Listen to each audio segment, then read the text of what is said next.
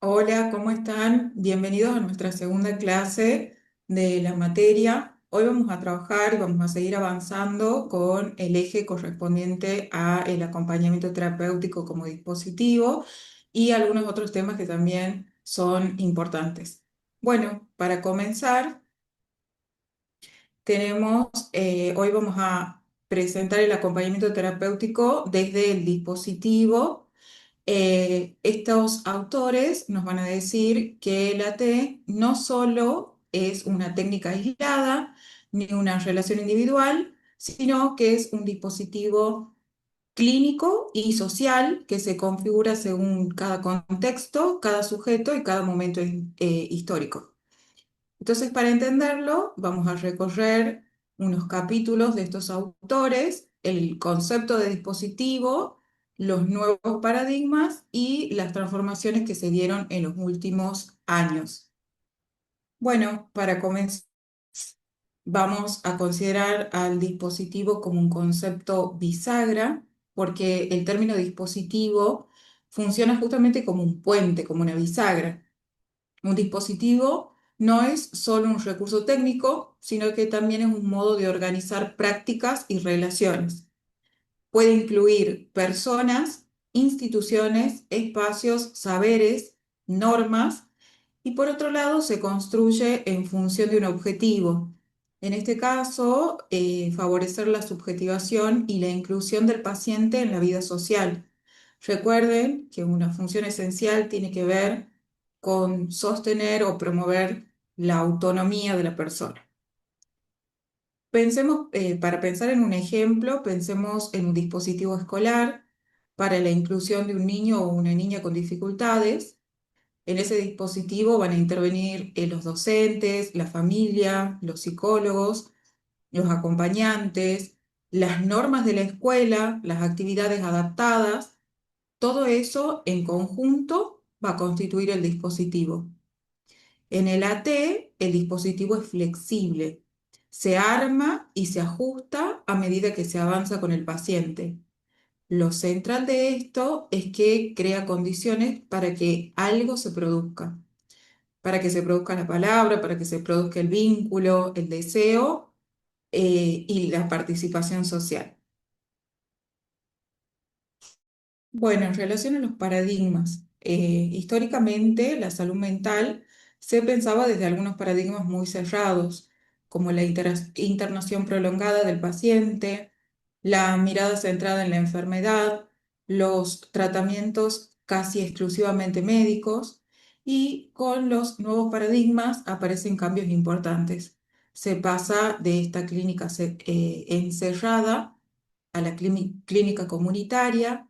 Se piensa al paciente como un sujeto de derechos, no solo como un portador de síntomas, y se prioriza la inclusión social, la autonomía y la participación. El acompañamiento terapéutico como dispositivo se va a inscribir en esta transformación. Ya no se trata solo de curar en soledad, sino de trabajar en red. El trabajo en red está dado por la familia, las instituciones, la comunidad y los profesionales de distintas disciplinas. Por ejemplo, un paciente que antes, en los paradigmas anteriores, hubiera pasado años internados, hoy sí puede sostener un proyecto de vida en su casa, en el barrio, si existe un dispositivo que lo acompañe.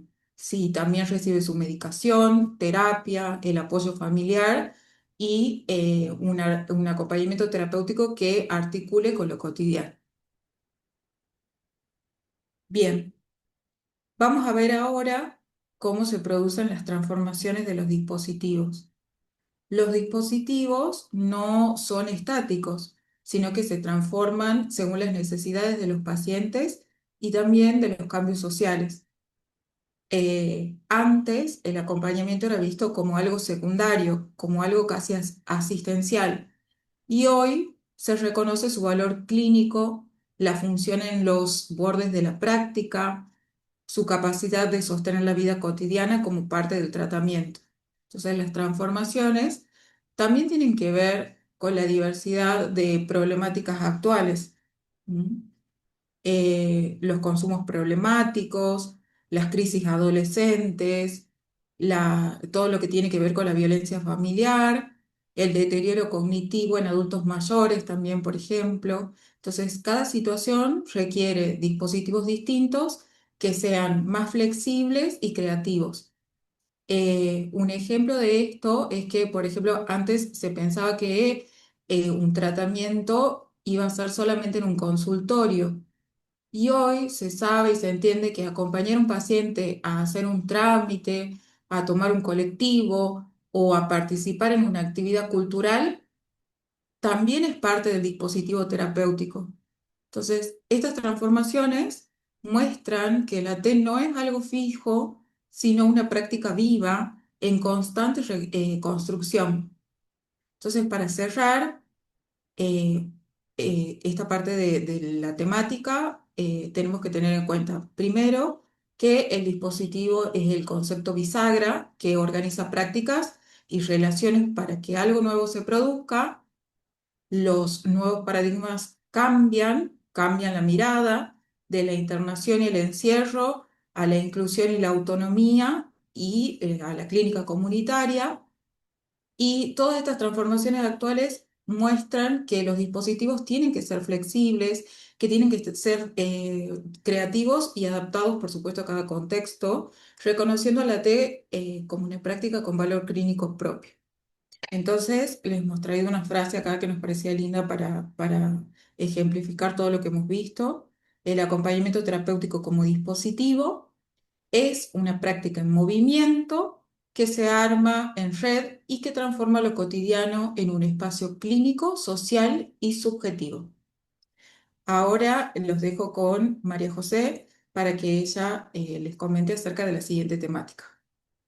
Bueno, aquí estoy. No sé si acá es buenos días, no sé en el momento del día que lo van a mirar ustedes, pero bueno, continuando con mi compañera Lucía, voy a hablar en esta oportunidad de otro concepto también que es central, que refiere a la clínica de lo cotidiano, ¿sí?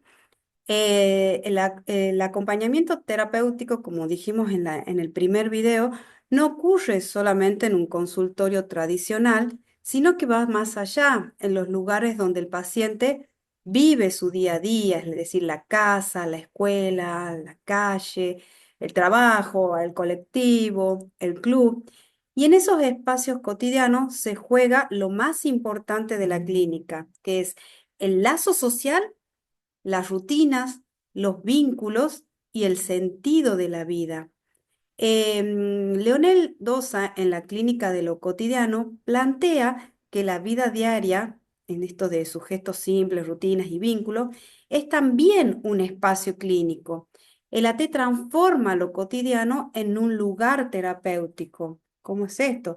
Acompañar a un paciente, por ejemplo, a tomar un café, puede ser tan clínico como una sesión en consultorio.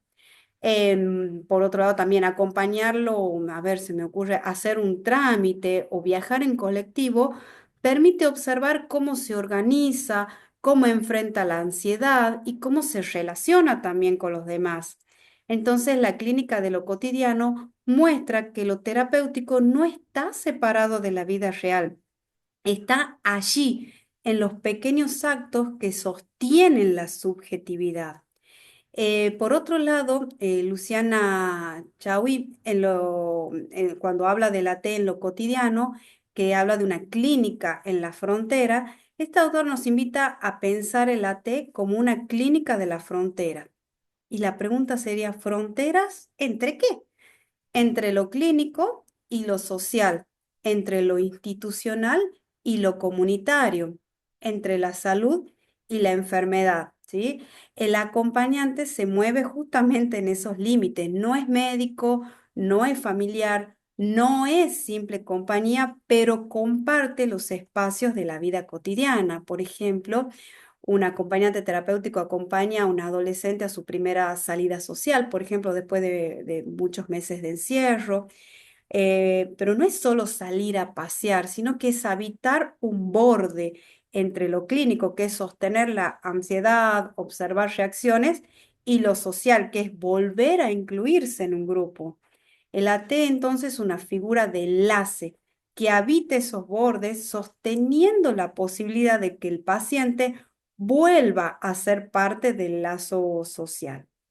Luego también tenemos otra autora, Sofía González, cuando habla de la interdisciplina, que también lo vimos ya en la primera encuentro, que no podemos trabajar, y el AT menos, en soledad.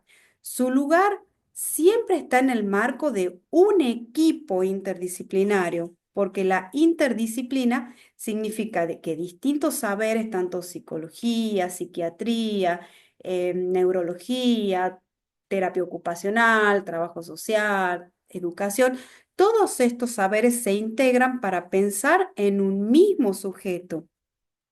El aporte de la T en esta red es único. ¿Por qué?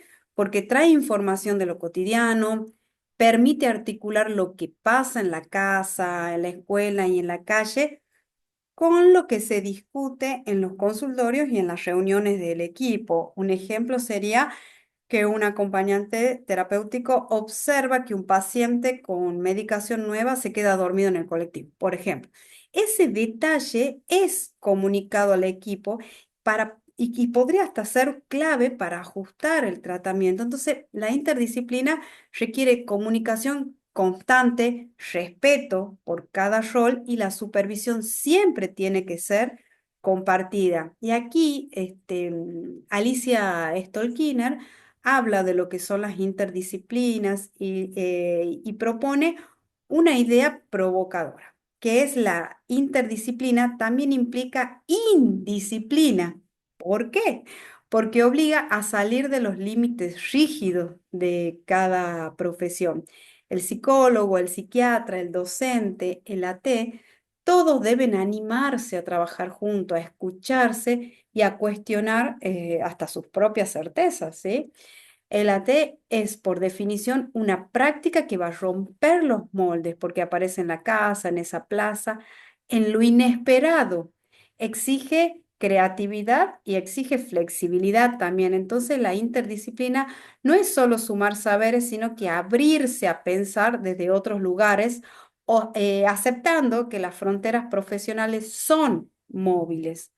Y aquí Susana Curas de Mauer va a introducir el concepto de la construcción de la demanda en acompañante terapéutico. Y este es un punto clave porque pregunta cómo surge la demanda de un acompañante terapéutico. Y Kurzmauer nos recuerda que no siempre el paciente pide una T. Muchas veces la demanda aparece desde la familia, desde la escuela o incluso desde el equipo de salud. Y ahí hay que construir, hay que generar también una demanda.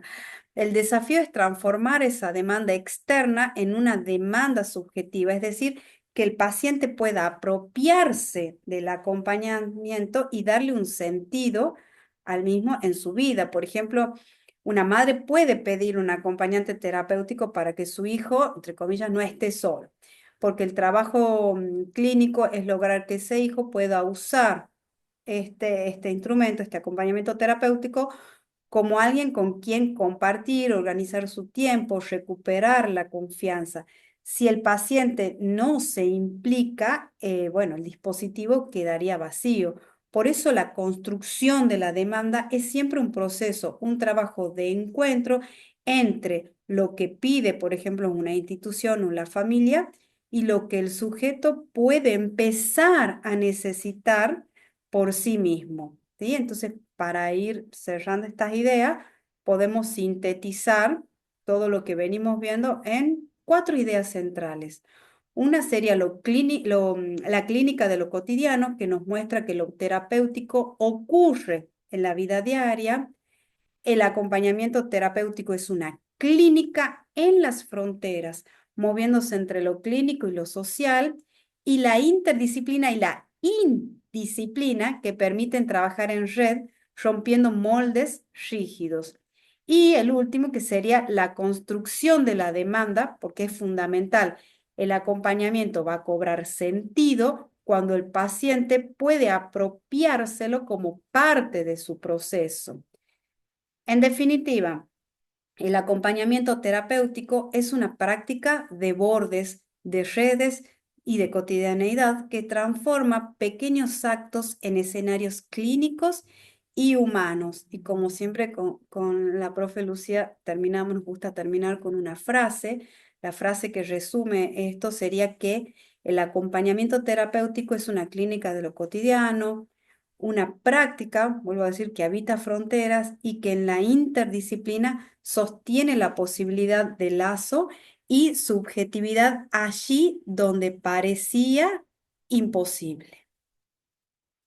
Bien, bueno, hasta aquí un resumen de todos los conceptos que ustedes ya seguramente han ido descubriendo en la lectura del material.